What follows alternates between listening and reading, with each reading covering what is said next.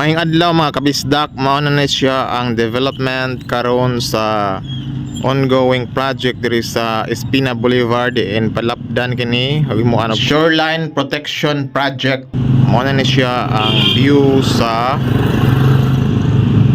kanhi gitawag og reclaim kaliguanan nga beach, Likay-Likay Beach. Anya mao na siya ang development sa project. Padnatas taas na ang natambakan nya ang magaway na dire puhunin dot na siya himuon nga boulevard o kanang mga baywalk, kanindot. Tapos dito ang mga mananagat nga nanikay-sikay sa ilang mga pump boat. Ya diri sad mao sad ni ang itsura diri sa side diri sa Tagnipa o Kumbado.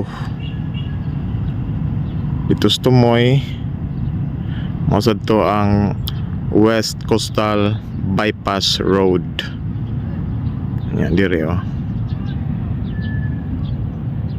Ya mao ni ang hunasan. Mao ni ang hunasan, dili man karon hunas taob-taob man.